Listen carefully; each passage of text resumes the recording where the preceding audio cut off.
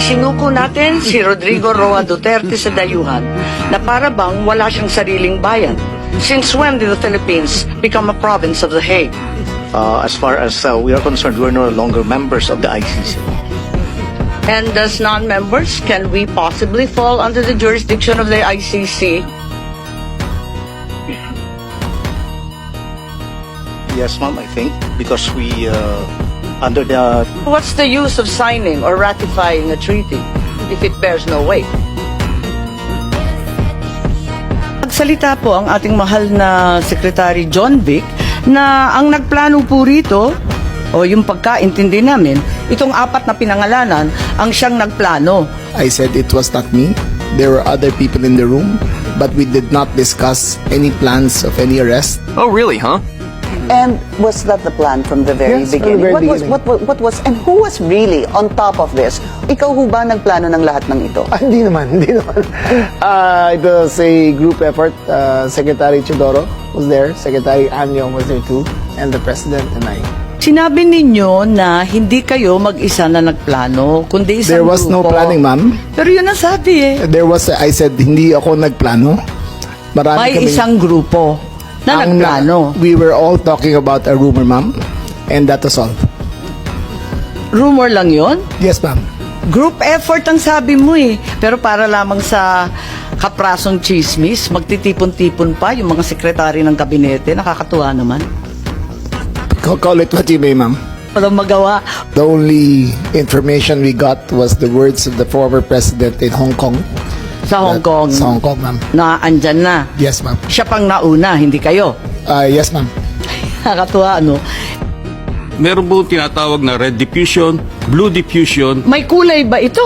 Yung pinadala sa atin, anong kulay ng diffusion? Ito po ay wanted person diffusion. So, walang red notice.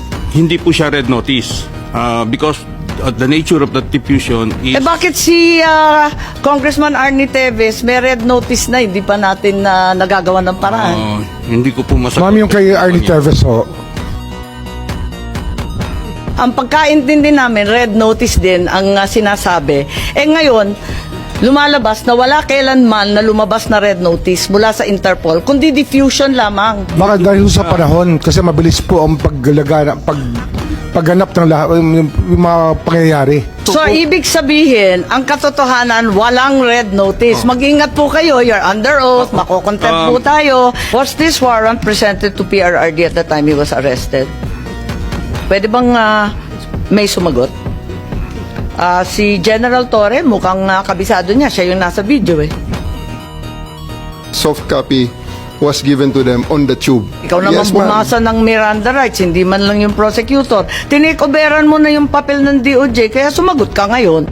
I-present mo namin kay President Duterte na nasa Nabasa niya lahat, 250. 15 pages. Ah. Ang bilis-bilis lang lumabas eh. Oh, hindi po niya nabasa yun. Hindi niya nabasa. Oo, hindi niya. Pagpalagay natin hindi siya Vice President, she is an immediate member of the family. Ang immediate members of the family, 24 hours pwede bumisita sa amin, nakakulong kami. Eh ito hindi pa nakakulong.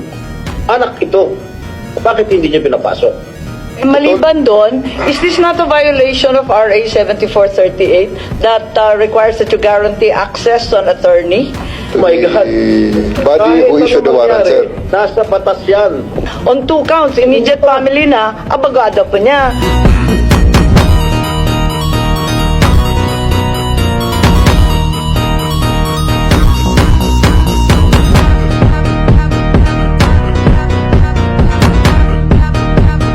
This is bigger than Duterte. This is about our dignity as Filipinos. Ang hustisyang ipinapataw ng dayuhan ay hindi hustisya. Ito ay pang-aalipin. Useless lahat ng hearing na ito kung hindi na po may babalik si Tatay Digong. Kung kaya niyo po siyang dalayin doon in less than 1 day sa loob po ng 13 na oras, dapat kaya niyo rin po siyang ibalik dito sa lalong madaling panahon.